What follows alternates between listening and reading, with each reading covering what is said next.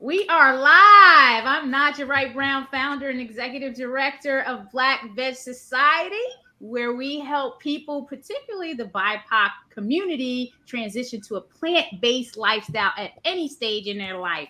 My guests today, Dr. Yolanda Hancock and Robina Williams, are going to be talking to us about the Healthy Kids Barlow, I'm sorry, the Healthy Kids MoCo bill that just passed. How are you doing today?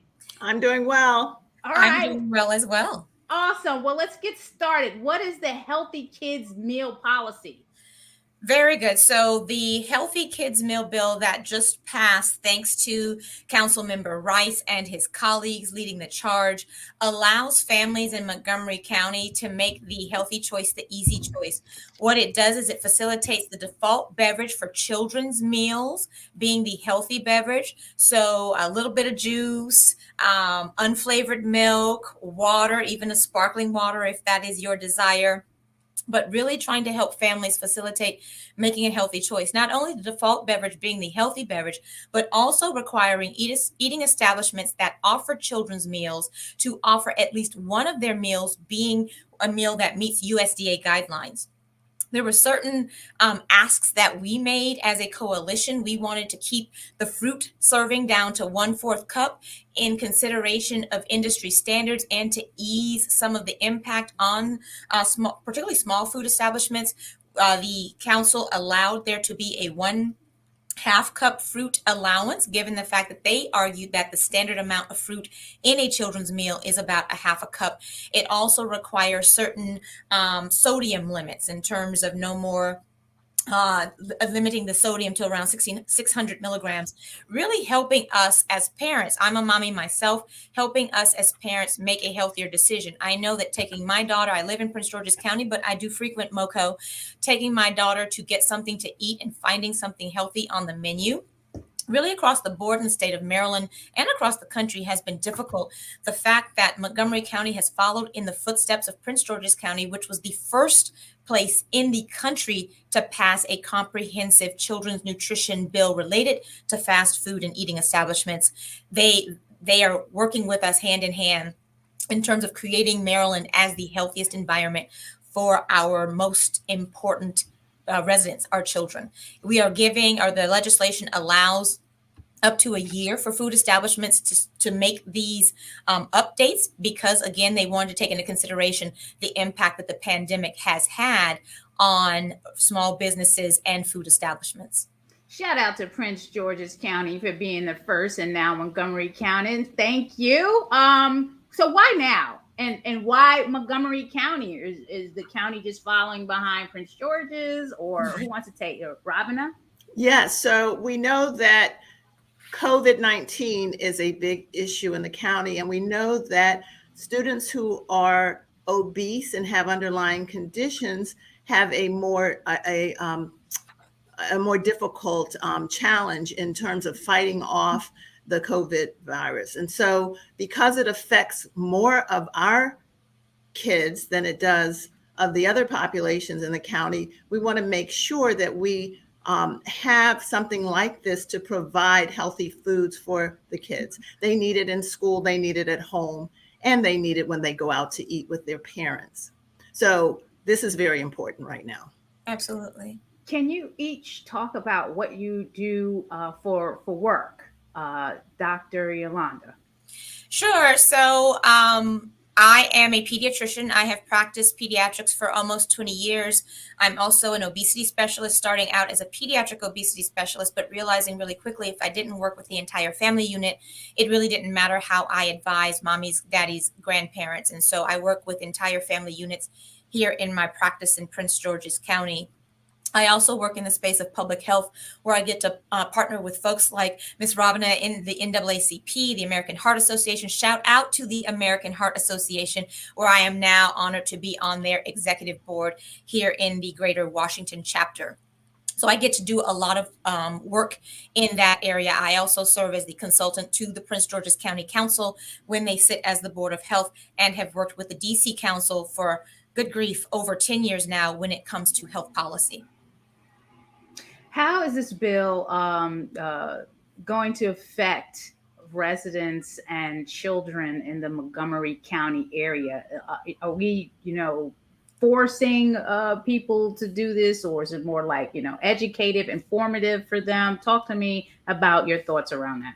That's an excellent question. One of the things that we really want to reiterate is that this is still choice. We're not taking parents or children's choice away. If they want to get a big old soda when they get their Happy Meal, they can do that.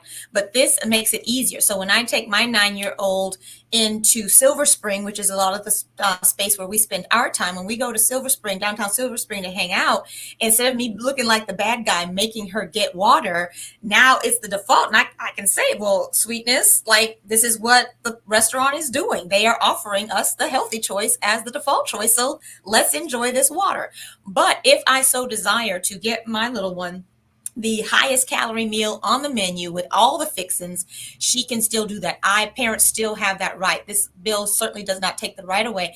But to Robina's point about the impact, what we have to recognize is the state of Maryland ranks number 10. And this was prior to COVID. The state of Maryland ranks number 10 in terms of obesity rates among children. The rate of obesity within Montgomery County, obesity and overweight, is close to 20%. The national average in terms of obesity is around 15%. And this was pre-COVID. We do know that nationally, obesity rates went from around 36% to close to 45% across the country, particularly among children between the ages of 5 to 9. And again, to her point, we know that the majority of children in Montgomery County, in Maryland, and in this country were Black and brown who ended up with COVID-19 severity in terms of hospitalizations and deaths. Over 50% of the children who have died to COVID-19 have been Black or brown, but we also know that the leading risk factor for COVID-19 complexity and severity is obesity. That's why the timing of this bill was so important. Yes, exactly. Thank you for saying that. Robina, what do you do, and how is this? How do you feel? Thank you for inviting me. So I am a Food for Life instructor. And I work with both the African American Health Program in Montgomery County. And I've been doing that for a number of years. And so their mission is to reduce the health disparities that occur between Black and brown people, or Black people, and the rest of the population in Montgomery County. And so given that Black people have a higher rate of obesity, health issues with their heart, with diabetes, with cancer, we try to address that. And I, in my own way, do that through teaching classes that relate to those health issues. I also teach children, because they need to learn what is necessary to be healthy. Many of them don't know. And then, of course, parents are so stressed that they go out. When they go out, because they're working, right? Or they're working at home, or they're working out, but they are very stressed. And so oftentimes they don't have time to get things done at home in terms of cooking. They may go out to fast food restaurants, but not always are there healthy choices. And so that's what, so I am trying to teach both at the other end, when you have all of these diseases, what to do, and also, in the beginning, so that children know how to eat what is healthy. And once they start eating healthy foods, they'll continue eating healthy foods. And they may not eat 100% of the time, but they are much better off if you start young, educating them. So I have gone out to the schools. I have done things at churches. I've taught classes at churches, and that is what I do. I am a certified instructor from the Physicians Committee for Responsible Medicine in the district, and they do advocacy, as well as they have a program. The program I teach has been developed by doctors and nutritionists and other healthcare professionals. So, and they are plant-based, because we know the healthiest foods to eat are plant-based foods. And so that is what I do. And I'm very passionate about it. And I have my own personal experience in my family with us having lots of chronic diseases, overweight, diabetes, heart conditions, cancer. I mean, you name it, we have it, we get it young. And So that is why I do what I do and what I do. You're speaking my language. So, I mean, anybody that knows me knows I'm a vegan and we've raised a vegan child. So she doesn't know anything about meat or cow's milk or dairy or cheese or anything like that. And she's thriving just fine in health and spiritual wealth. What do you think would be the impact of minority and small owned restaurants with this bill? Dr. Yolanda. It's an excellent question. One of the things that the industry, particularly the restaurant industry, usually brings up to try to defeat legislation like this. And what we say to them is that there is no time like the present, and there is no price to pay that's not worth it in terms of the investment in our children's health. When you think about it, there are at least 3% of restaurants. There was a recent study a couple of years done looking at restaurants and what they offer our children. Only 3% of restaurants surveyed actually meet the nutritional standards when it comes to at least one of their meals. And for places, there's actually a place here in Prince George's County, Party HQ, when Councilmember Sidney Harrison, who led the charge with the legislation out here in Prince George's County, they have actually made adjustments with the beginning of the policy to make sure that their menu actually reflected what the legislation laid out. There are other food establishments like Panera across the country that have been able to do this without it impacting their bottom line. I think when people think about change, they automatically assume that change is going to cost. One of the things that we actually provided to the county council when the issue about cost and like nutritional analysis, there was this vision that somehow they were going to have to do calorimics, where they're going to have to like burn the food to quantitate how many calories were in a burger or whatever the case may be. But we were able to provide them with free and low cost nutritional software to be able to do some of the things that we are asking as a coalition in this bill. And so really the bottom line isn't going to be significantly impacted by creating the default choice as the healthy choice. Water is already offered in food establishments, is whether or not it's actually paired with the meal, right? It's automatically, when I've taken my daughter to get something to eat, automatically it's offered to her a soda or some sort of super sugary drink. Well, that's not what we allow and encourage in our house. And even she will say, that's not what I asked for. Is there anything that's not so sweet, which makes me feel good as a mommy? So some of this stuff is already offered. Where there will be some impact in is possibly some menu changing, right? And a little bit of labeling in terms of what that healthy food choice is. But the good thing is that one, the county council took that into consideration in terms of some of the provisions that they allowed, that the Restaurant Association asked for, such as the increase in the amount of fruit or decreasing the amount of fruit that we asked for, and the decrease in terms of the amount of the beverage. We wanted only 6 ounces. The county council allowed for 8 ounces because the industry said this was what was readily available. And so they did take into consideration what the impacts would be on food establishments in general, particularly for smaller mom and pop shops. They have a longer period of time in which to incorporate this legislation, again, taking into consideration what impact the COVID-19 pandemic has had on their bottom line. Thank you for that. Robina, what is your response to the impact that you think it'll have on small and minority businesses? Well, I don't study the businesses, but I do think that it's something that may increase their business because people may not go out as often if they don't think they're going to get healthy food for their kids. So I think it should be a welcome change. And, it is a minimum of what people can do, what the restaurants can do, but we need more vegetables. We need more fruit in our diets. And so it's going to be a good thing. They're going to be offering healthier choices to both kids, and hopefully they do that for adults too. So I think it's all good because what we're doing is educating everyone on what really is healthy. I've had plenty of people tell me that I eat healthy, and then they mention what they eat, and I kind of, tighten up a little bit and give them time to say that, but then talk about healthier choices. And here we're talking about healthier choices that can be made. So I hope that the small establishments will, and minority businesses will feel that this is a good thing. At first they may not, but you can charge for, this. They didn't say give it away. And so there is compensation for, having food offerings to the public. We don't want to make it seem like it's expensive to eat healthy because it isn't. Water shouldn't cost more than your soda or your drink. And a meal, if it's plant based, made with plants, But what am I to say? We have a comment here.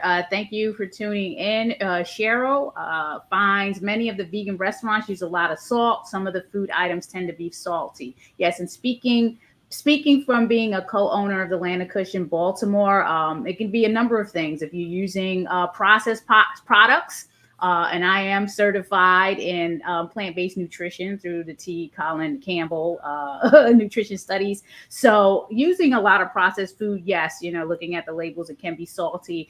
So again, when you go towards whole food plant-based products that are not seasoned with a lot of salt, then you stand to get more healthy and nutritious options. So again, Cheryl, yes. In agreement that depending on if it's a processed food or if someone's not following the recipe, sometimes that's the case. I can tell you from experience here. It may call for this amount of salt, and then someone has heavy hands and is just putting a lot of salt. So yes, great observation. Thank you for the question. And so I understand. Yes, I'm sorry. Go ahead, and Robina. I think that people, when you go into a restaurant, ask for what you want. If you don't ask for something that is low salt, low sodium, or low fat, low salt, sodium, low fat, or or something that is sugary, then they may give that to you as a default. So this legislation helps. But even still, I know I've gone into restaurants, I ask for what I want. And generally, they try to accommodate you because they want you to return, and they'll do that.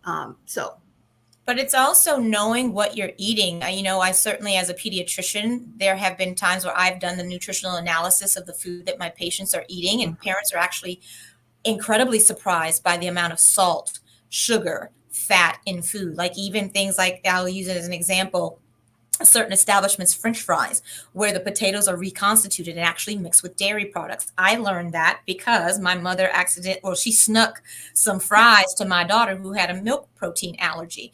And that's how I found out the hard way that the potatoes were reconstituted with some sort of dairy concoction. If we do not know what is in the food, then we are not able to make an informed decision. What this legislation does is, one, requires that there be at least one meal that meets those nutritional standards so that you don't have to be on an app evaluating what the nutritional content is of food. As adults, we don't do it often. Certainly, we don't do it for our children. I would recommend that parents actually do pay attention to what they're feeding their children, even the things that are sold in grocery stores, like Lunchables, as an example, which is a main staple for a lot of children. You have enough sodium in that one Lunchable for a child's entire day. The same thing with most fast foods. One Happy Meal will provide a child with enough sodium to last them for about a day and a half.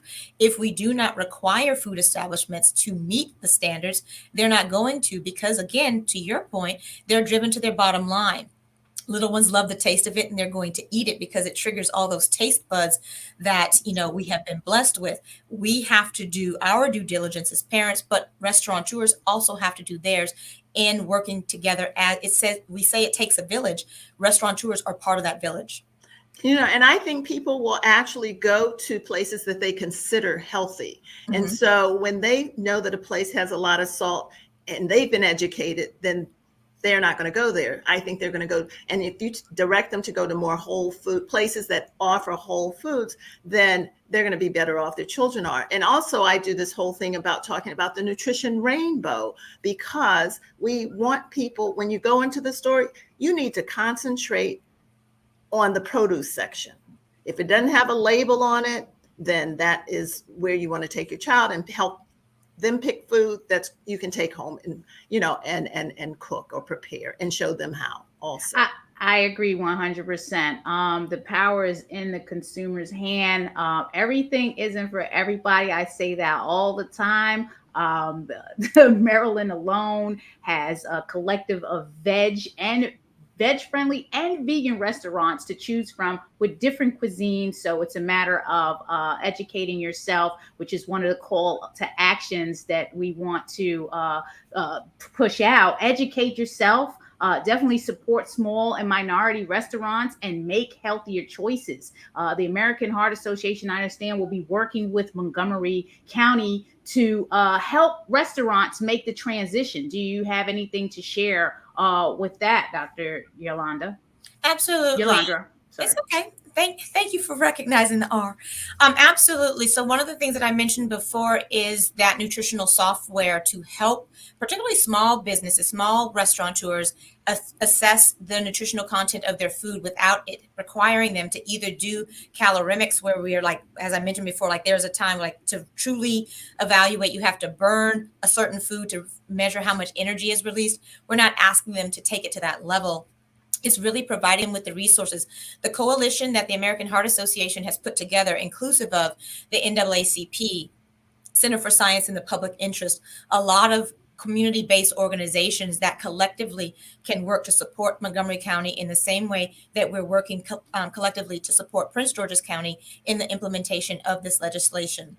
That's what we came together for. One, to support the legislation, but also to support our local governments as they navigate through the implementation of this policy. Do you want to add anything, Robina?